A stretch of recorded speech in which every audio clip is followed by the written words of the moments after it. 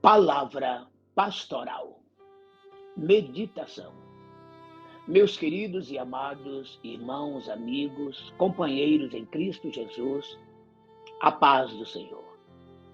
Aqui estamos iniciando mais um novo dia e, consequentemente, encerrando mais uma semana de meditações dentro da palavra do Senhor nosso Deus, dando sequência ao texto sagrado. Estaremos meditando hoje no versículo de número 15 do capítulo 2 da Epístola de Paulo aos Filipenses. Olha que preciosidade o apóstolo Paulo deixou para todos nós. Assim nos diz o nosso querido apóstolo, para que sejais irrepreensíveis e sinceros, filhos de Deus inculpáveis, no meio de uma geração corrompida e perversa, entre a qual resplandeceis como astros no mundo. Em outras traduções, firmamento. Meus amados, eu fico aqui maravilhado com a preocupação daquele homem de Deus, daquele santo homem de Deus, que se preocupava com os gentios, que de Deus não tinham nenhum conhecimento. Paulo era judeu. Ele foi instruído, orientado em toda a cultura judaica, fariseu sincero, zeloso, conhecedor profundo da lei. E como o apóstolo teve de Jesus profundas, sérias e sábias revelações, e ele tinha a consciência que havia sido constituído por Jesus o doutor dos gentios, o mestre para os gentios, o apóstolo para os gentios. Ele sabia da sua imensa responsabilidade de levar aquelas pessoas que não tinham de Deus o menor conhecimento, que nada sabia de toda a lei judaica, e que ele, Paulo, era de Deus um instrumento para nos levar a Cristo. E agora, ele nos mostra coisas lindas, né? Como estamos analisando neste capítulo, desde os versículos 1 até os 5, quando o desejo de Paulo era que nós tivéssemos a mente de Cristo, que a mente de Cristo estivesse em nós, a tal ponto que pudéssemos nos comportar como verdadeiros cristãos, filhos de Deus. Nos leva a pensar o que Cristo faria se em nosso lugar estivesse. Dos versículos 6 até o 11, ele mostra Cristo, né, se humilhando até a morte, e morte de cruz, abandonando, abrindo mão de toda a sua glória divina para se tornar um de nós. E por esse motivo, então, dado ao seu alto nível de humilhação a que chegou, Deus, o seu Pai e nosso também, resolve exaltar o seu Filho, colocando-o sobre tudo, sobre todos. E depois de tudo isto, a partir do versículo 12, né, ele agora passa a nos ensinar como devemos nos comportar. Como diz lá, né, versículo 12, 13, 14, que devemos operar, isto é, levar a efeito, praticar a nossa salvação com todo temor, com todo tremor, fazendo tudo sem murmurações, sem contendas. E aqui ele nos aconselha para que sejamos irrepreensíveis e sinceros. O que quer dizer isto? O que é ser irrepreensível? É você viver uma vida de tal modo que ninguém tenha do que te acusar, te culpar, te repreender. A tua vida é irrepreensível, ou seja, você vive de tal forma que você não se torna passivo, passiva de repreensão.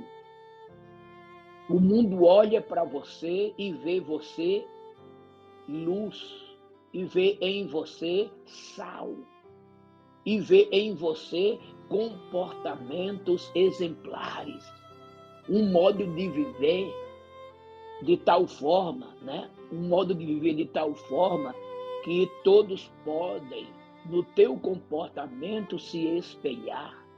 Já dizia Pedro que temos que ser santos em toda a nossa maneira de viver, em todo o nosso comportamento. 1 Pedro 1,15. Que coisa linda, né? Num segundo momento ele fala sinceros. O que é isto, irmãos? Sincero é ter uma vida limpa.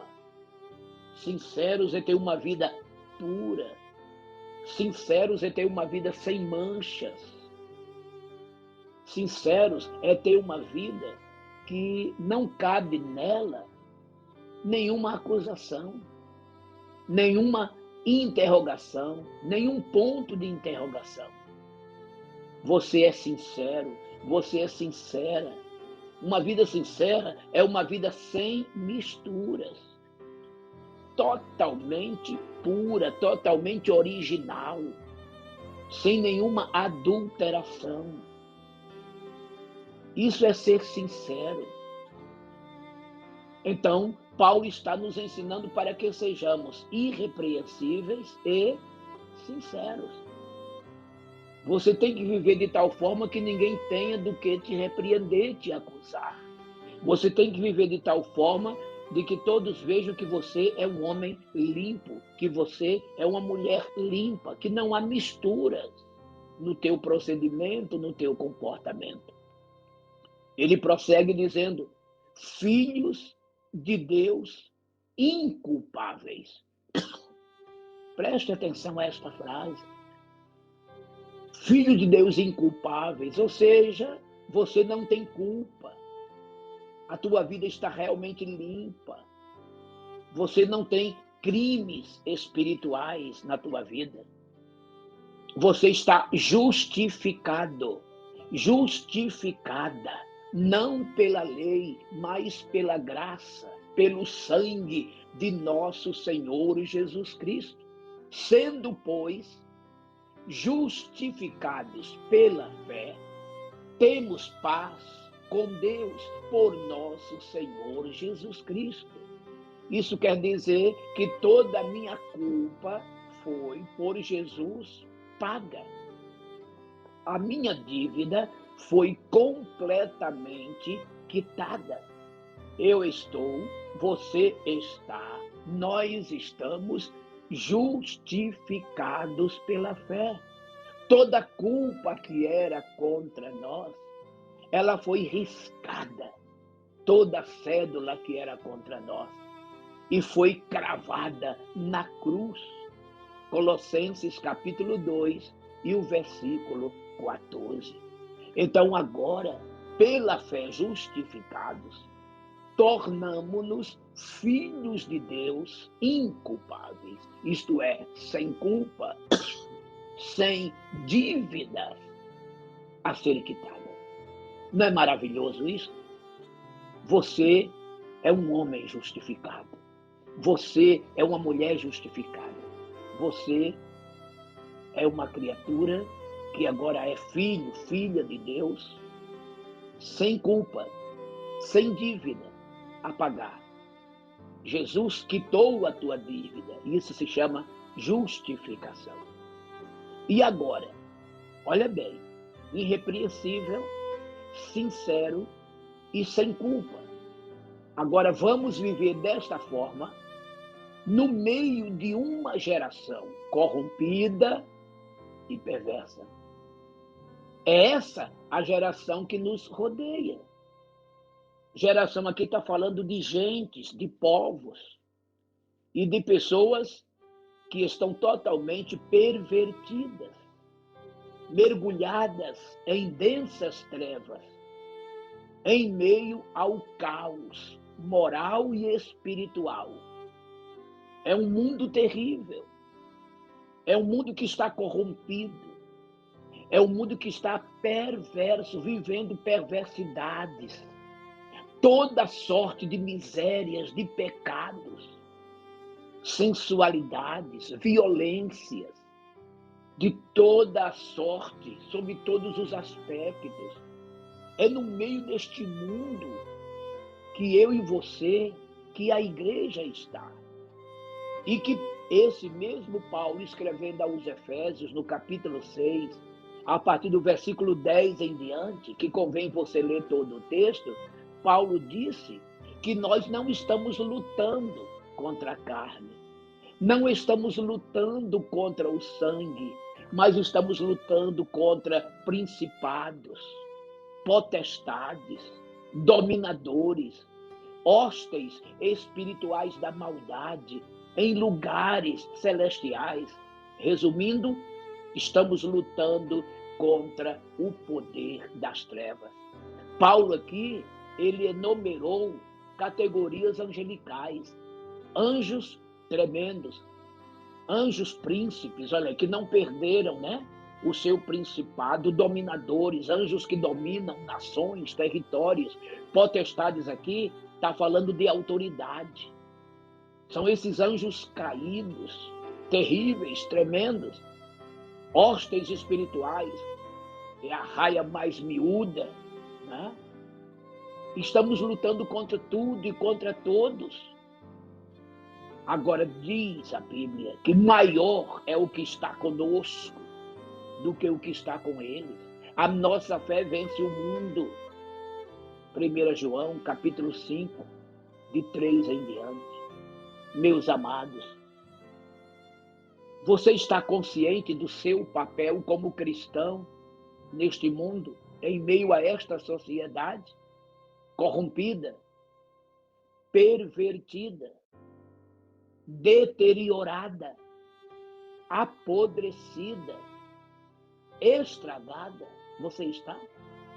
E somente o teu modo vivente diferente é que poderá fazer a diferença. É Cristo em você, você em Cristo fazendo a diferença.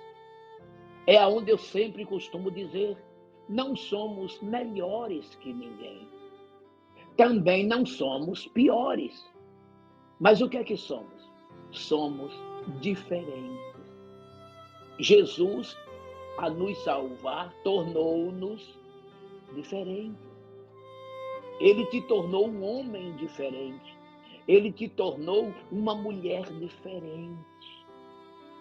Por quê? Porque você é salvo, salva nele, por ele, através dele.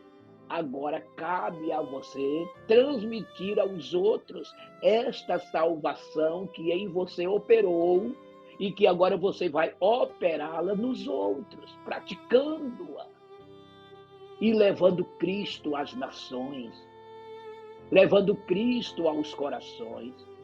Você precisa resplandecer no meio dessa geração corrompida e perversa.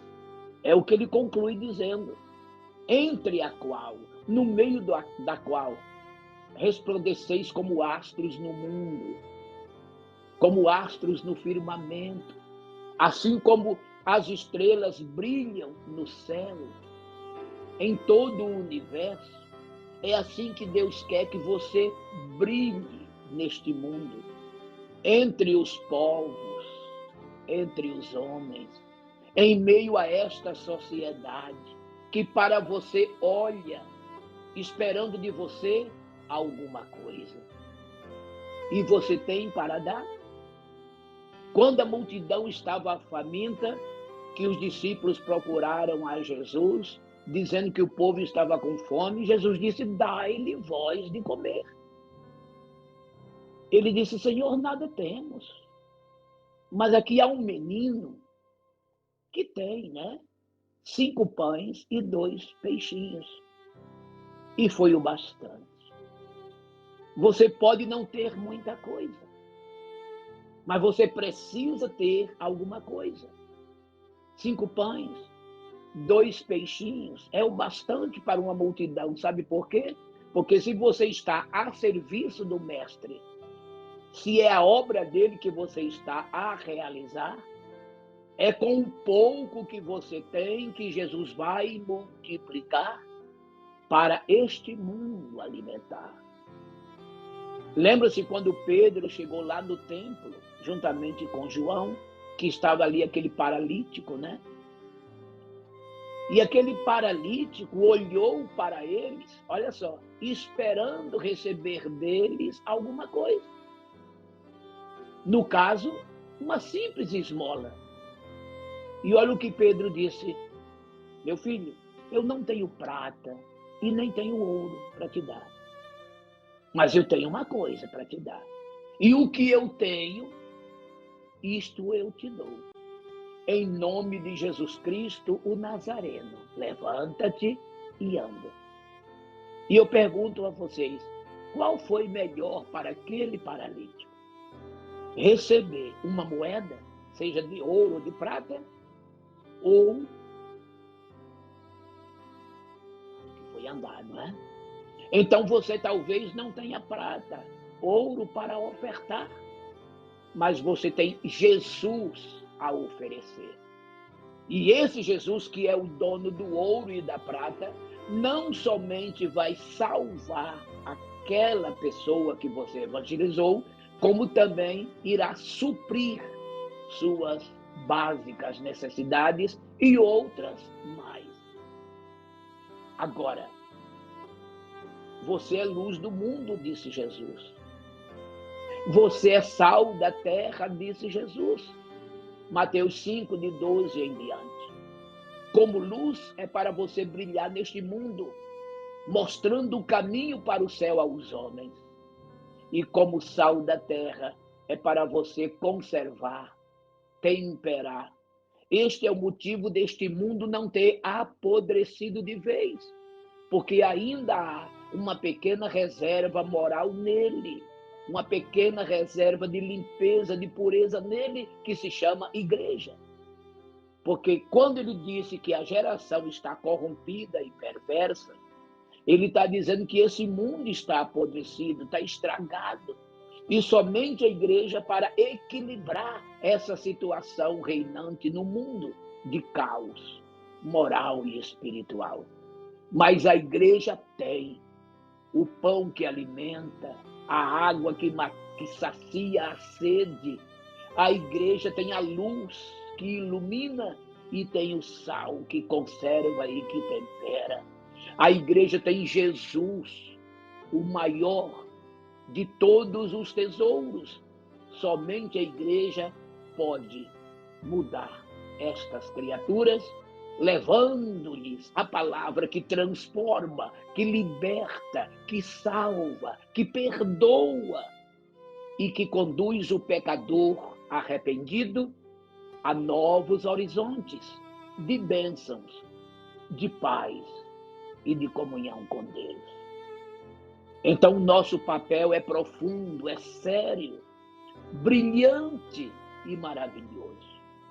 Então, para que você consiga todos esses intentos maravilhosos, você tem que se comportar de maneira irrepreensível, sincera, sem culpa, em meio a essa geração que está pervertida, corrompida. E no meio dela, você precisa resplandecer como os astros, como as estrelas resplandecem no mundo, no firmamento, em meio às noites escuras. Sim, o mundo vive noites escuras. E a igreja são estes astros que estão a brilhar a escuridão da noite. Que coisa linda, né? Para que sejais filhos de Deus, irrepreensíveis, sinceros, inculpáveis, no meio de uma geração corrompida e perversa, entre a qual, no meio da qual você resplandeça como astros no mundo, no firmamento. Pense nisto. Deus te abençoe. Meu Deus e Pai, receba a minha adoração, meu louvor, a minha gratidão por mais esta semana de bênçãos e de oportunidades que me destes de aqui estar ministrando a tua palavra. Que verdadeiramente possamos dar para o mundo o nosso testemunho, que sejamos irrepreensíveis, sinceros, sem culpas e que possamos resplandecer neste mundo como estrelas resplandecem no céu. Cura os enfermos, meu Senhor, dando saúde aos doentes, solucionando os problemas. Eu te imploro, em nome de Jesus Cristo. Amém. Eu sou o pastor Mário Souza, que te deseja um abençoado dia e um excelente final de semana.